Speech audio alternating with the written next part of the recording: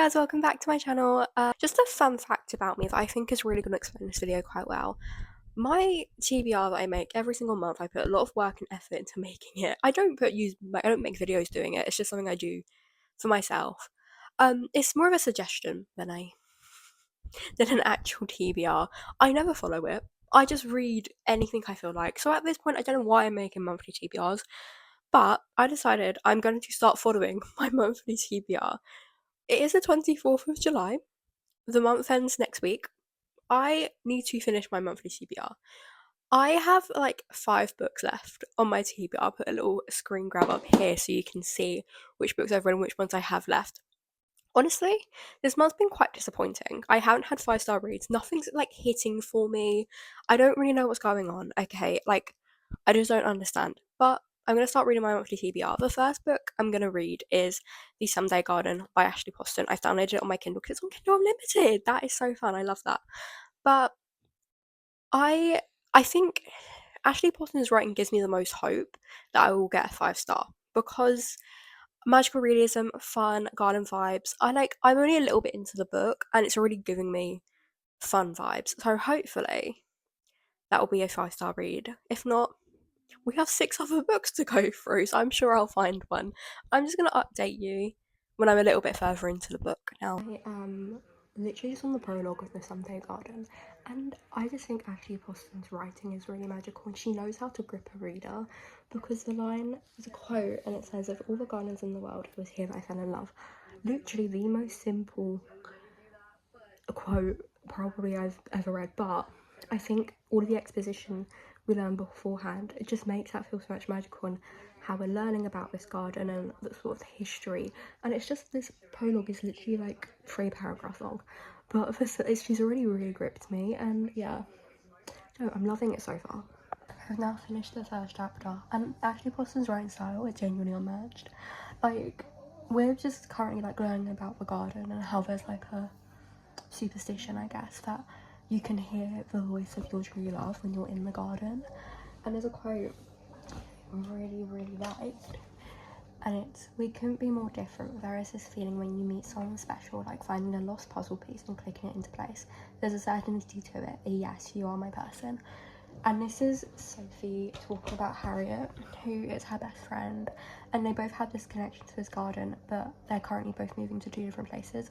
I don't remember where Harriet was moving, but Sophie's moving to New York to do like botanical stuff, and they make a promise that in 10 years they'll come back to this garden. So that's the first chapter so far. I'm really enjoying. I love Ashley Poston's writing so much, and I haven't read enough of her. I've only read Sounds Like Love and A Novel Love Story, which I love both of them, but like I haven't read A 7 Year Slip or Dead Romantic, sorry, for like other really big ones. So yeah, I love her writing style so much though, so I might have to buy more. I don't know why I don't. Okay, so for you guys it's been 2 minutes. For me it's been 2 days. So on Saturday I had work and I started to get sick, so by the time I got home from work I literally crashed. And then on Sunday I was literally dead to the world, so I just didn't want to subject you guys to that. I'm still not feeling great, but I wanted to update you guys because I've only got like 100 pages left of the book, because when I'm sick I do just read. So I'm like 83% of the way through. I don't know, I thought I'd love this book. I'm not loving it, and it's not fun. This book really hasn't gripped me yet, and I think if we're 83% of the way through and it hasn't gripped me, it's not going to. So it's really disappointing. I'm liking the book. I think the issue for me is that I'm not loving the magic system and like the magical realism of it all. So I'm not loving that, so then that's annoying me. Also, I thought, and you'll see in an earlier update, I thought that Oliver was Cyrus and Cyrus was Oliver. So I thought Oliver was the one stuck in the garden and it's actually Cyrus. So I think that kind of shows my main issue, where if like a bunch of characters have just been dumped on us and they haven't really been introduced properly. So it's a point where I literally couldn't tell them apart. So I'm also just not loving Sophie and Cyrus. I get why they're a couple and like they are quite engaging, but I like Julia and Oliver way more than I like Cyrus and Sophie. They're just not gripping me. The goose is still my favourite character, I'm starting with a character on him. We are getting to the Bicentennial, which is I feel like going to be like the climax of everything. So I'm excited for that. But other than that, I don't know. I'm not loving it, but hopefully I'll have a bit of a more positive update by the time we get to the end. I don't know. It's just not as magical as I thought it was going to be. So that's quite disappointing. Okay, so I finished the Someday Garden, and like I really struggled picking a rating for this book because I didn't hate it. Like I think I don't know whether it's because I felt sick or because I was tired, but the parts in this book that I dislike, I didn't enjoy. I was so bored to the point I wanted to DNF the book. But the parts I loved were so magical. So I settled on a 4-star rating, and that might change, honestly, because I'm just like every single time I think about the book, my hair's really annoying me. Every single time I think about this book, it feels like a different rating in my mind. So it may drop, it may go up, I don't know. Currently I think it's a 4, but I think Ashley Poston's writing is one of the most magical things I've ever read in my life. Like every single book of hers I read, her world building is insane. Like her writing style is absolutely amazing. I think she's one of the best authors I've ever read in that regard. But I think this book really failed in the romance department because so Cyrus and Sophie don't talk. Literally, they barely speak. And when they do have scenes together, they're literally like half a chapter. And it's only when they're trying to find out how to get out of the garden that they talk to each other. And like as the book goes on, we get more. But like we spend so much time trying to figure out how to get out of the garden, and then they're in love, and then like, and it feels like everything went so fast paced in the romance, but the book wasn't fast paced. So I just didn't really believe that they had this chemistry. I still love the goose. The goose was great. The ending of the book was really cute. I liked that as well. I just don't really believe the romance aspect of it. Like, I just didn't. And I also didn't connect to Cyrus as a character because we barely see him. So the most I learn about Cyrus is through like Oliver, who like owns the garden. I forgot her name. Eula, I think. We learn about Cyrus through them, and I just feel like Cyrus didn't really connect to me as a character because we literally barely see him, and we seen him stuck in a garden, or and then he's suddenly in love with Sophie, and like I just didn't believe it. I did really like Sophie. Oliver, I think, was a more fleshed out character than Cyrus, and he wasn't the love interest. I feel like I don't know, and then the other character I didn't care about because they kind of just dumped in the story, and we didn't learn a lot. But I think I'm giving it such a high rating because what I liked about this book I loved, and I think the world building and the writing was so beautiful. I feel bad giving it lower than a 4.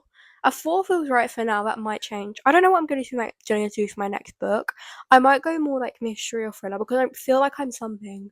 I feel like the sickness has brought the slump out of me. So I know I've got the Trad Wife on my TBR. I also have the third We Were Liars book, which is It Fell Apart. And my friend Holly on TikTok has recently read this, and we've been messaging about it, and she loved it. So I might pick that up just so I can talk about that with her. I don't know. Because I feel like I can't do a romance or a fantasy right now. My brain cannot handle that. So I feel like a thriller, nice and fast paced, to try and get me out of this slump might be a good. But this book, I don't know. I'm not going to say the book disappointed me, but the romance in the book really did disappoint me. And I expected so much more. But other than that, I am really enjoying it. And I feel a lot better than I did earlier today. Um, yeah, it is just really, we're getting back to heatwave territory in the UK. And with at the beginning of like every heatwave, I get really sick. So, and it's awful because I can't like lay down in my bed and sleep because it's too hot. So, this sofa has currently been my resting place, and there's a fan up there. But it's actually awful right now. So, anyone in the UK understands that UK heat waves are a different beast. So, anyway, I'm gonna go. I might not read the rest of today. I don't know. I'm not really feeling it. But tomorrow I'm gonna catch up with you again, and I'm gonna tell you what book I chose. And yeah.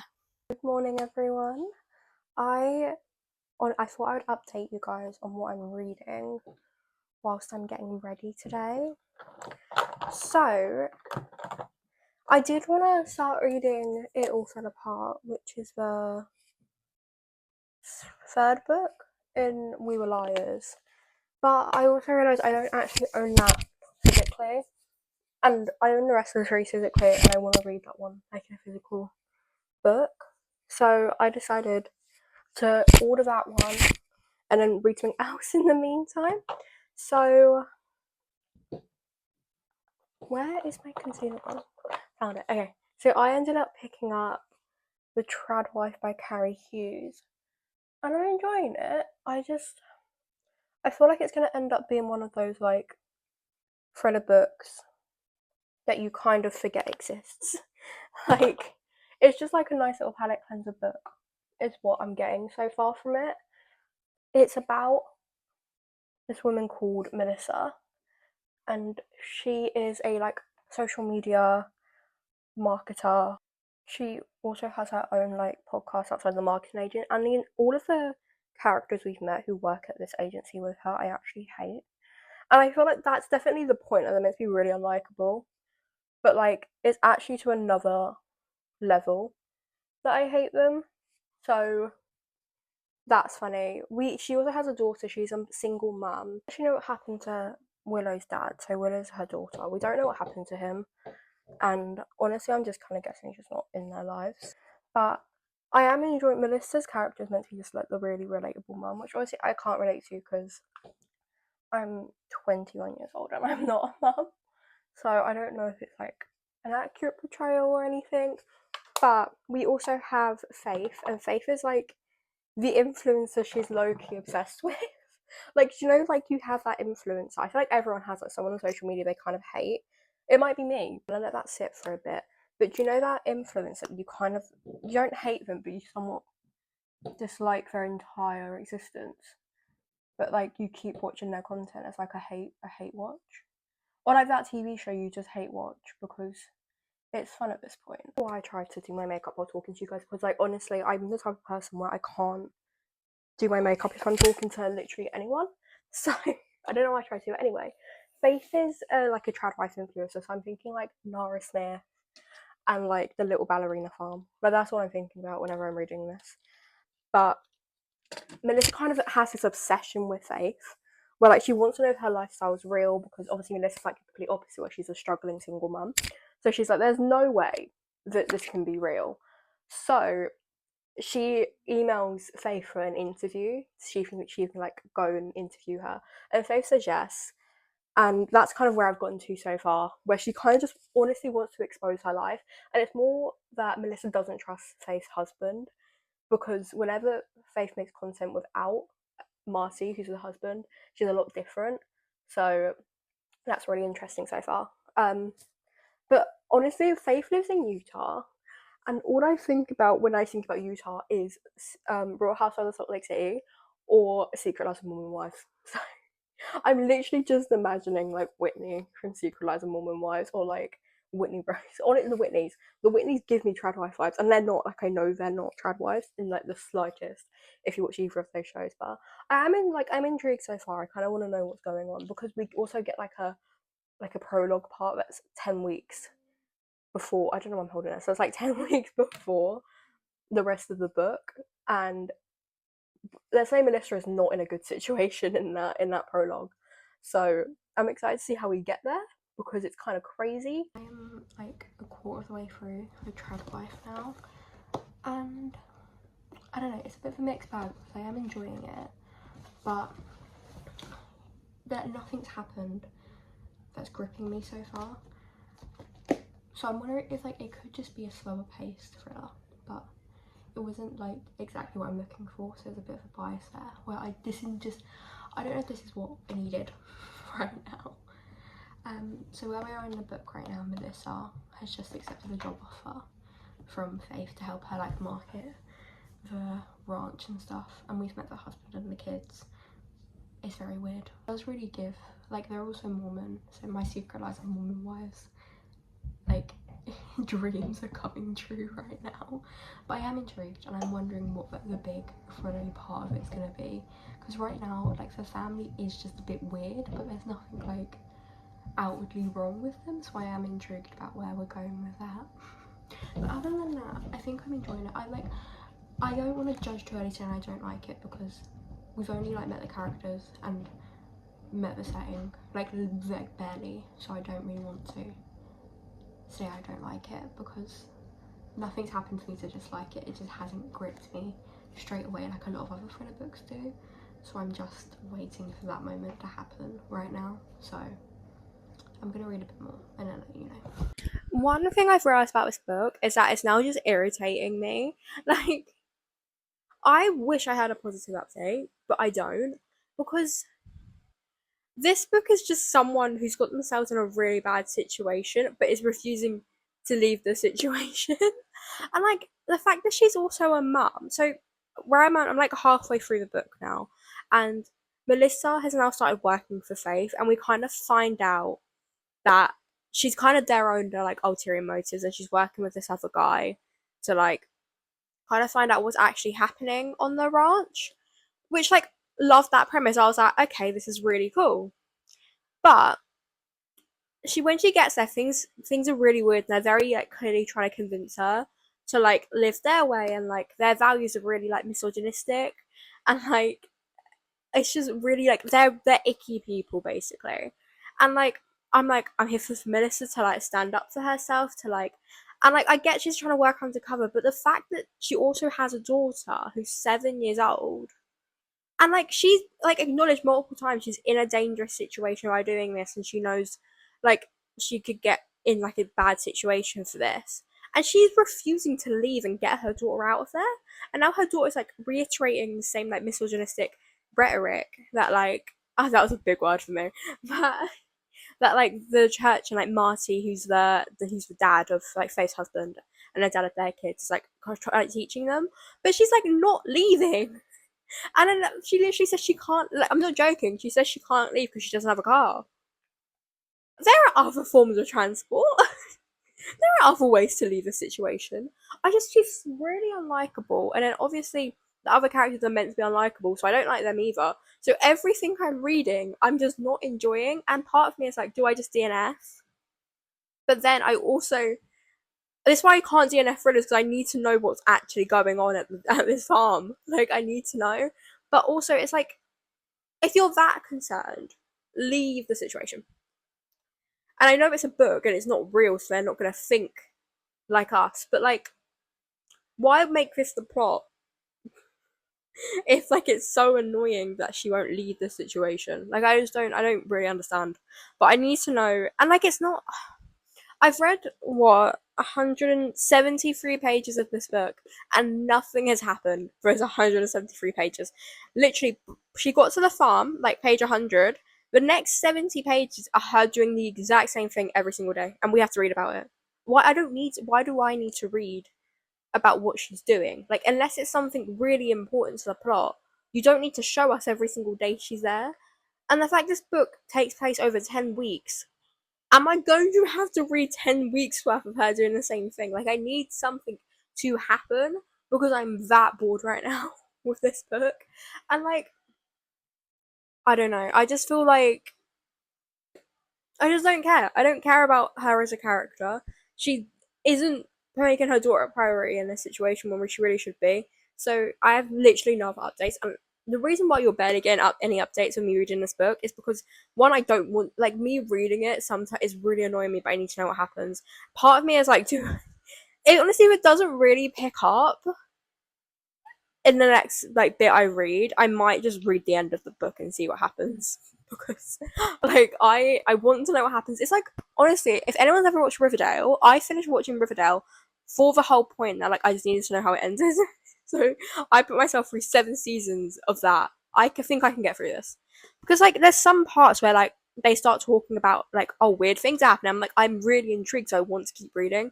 But then they'll be like, so now she's gonna go milk the cow. I don't want to see her milk the cow again. She's milked this cow so much. I'm bored with the cow and the milking, and I don't want to do it anymore. So that's my update. There's literally nothing else going on. Morning, my beautiful people. I'm very, very, very happy to report things are happening in the book. Also, I don't know if you can tell. You can kind of tell. It's gone down a lot, but 2 days ago, in my sleep, I basically punched myself in the face. and my nose really hurts, and that's why I don't think you're gonna get a lot of updates out of me like towards the end of the video, because my face hurts so badly. I'm quite an active sleeper, and I just like rolled over and hit myself in the nose, but it was like 2 in the morning, so I was like, I'll deal with that the next day. But things are really picking up in this book. I've got like 100 pages left, so I'm quite happy that things are picking up. It's just, it took so long to get here, and I feel like we could have cut out like a lot of the middle part of the book, because truly it wasn't needed. She milks the cow a lot. She milks the cow an obscene amount. We learn a lot more about Melissa and her like backstory and why she's so obsessed with Faith and Marty and their lifestyle, and we also learn more about Marty's family and like more of his backstory as well, which was so interesting. And also like Faith has had a lot more character development, so I think I might have just been a bit impatient with this book, because it is really like picking up, and I'm excited towards the end, but I don't know how much I'm gonna read because my face is genuinely like, it's the like what like bruise, you can barely see it on camera. It has gone down a lot, so I don't know. Like, it doesn't look like it hurts, but I think it's just where it is. So I'm not gonna be able to, I'm at work all day tomorrow, so I don't know how much I'll do an update. So the next time I might do like a big like wrap up, and I'll probably see you then to give my final thoughts on the book. This is such a fun like video to film, and this is honestly, it's giving me a chance, because I don't think, if I didn't film this video, I don't think I would have picked up The Trad Wife, just because there's like barely any reviews of it on Goodreads, and I haven't heard about the book, I haven't heard of the author before, and I'm really bad at picking books up like that. So I know I put on my monthly TBR, so I should have picked it up, but it's me, and my monthly TBR is merely a suggestion. So I am happy I read it, but I'm gonna see how it ends. I will say the twist that we kind of were given, it's something that I guessed was gonna happen. So was it a twist, or was it like it was right in front of you? But then I also say, if you can guess a twist in a book, does that just not mean the book's logical? So like, I don't know if I'm gonna get on them for the twist being quite predictable, because that just means the book makes sense. So maybe I can't argue with that, but I'm enjoying bits of it, and then there's bits I'm really bored. Like, it's really strange. Like, I've never been in this situation before where it's like, maybe I'm slumping, because I felt the same about Sunday Garden, where like the bits I liked I loved, but the bits I found boring I didn't want to read anymore, and it made me want to give up my entire career. So maybe it's me right now. And this is also, it wasn't a book that, like, I thought this would get me out of my reading slump, and I don't think it is, so that's great. Okay, so it is officially August 1st, which means it's the end of this video, and I have officially finished The Trad Wife by Carrie Hughes.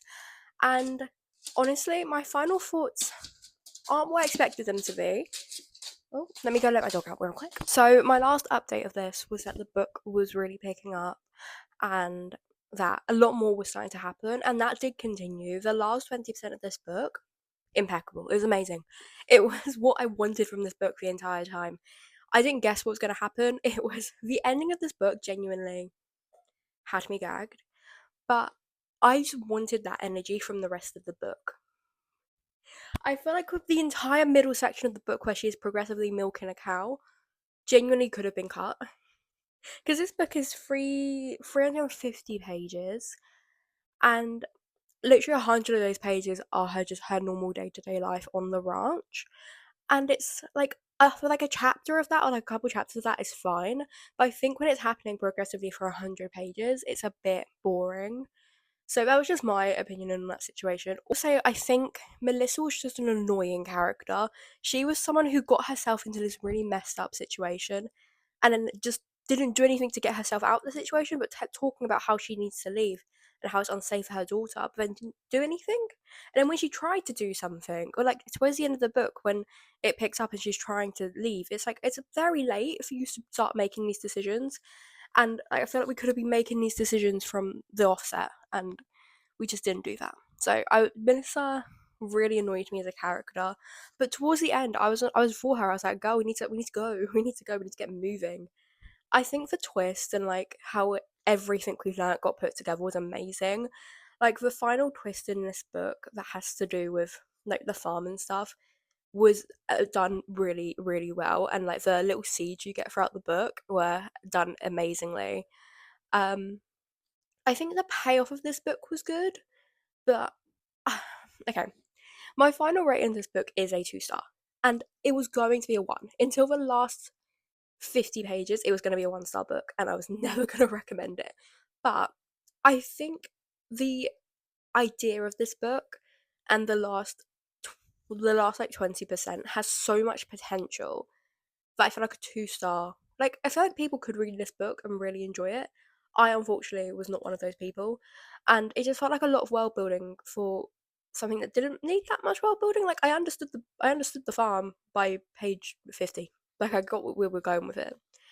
And also, no character in this book was likable for me enough to root for them. Like, I did not care about Melissa. I cared about her daughter. I wanted her daughter to get out of there, and that's all I cared about. This book had so much potential, and it kind of just let me down in that aspect.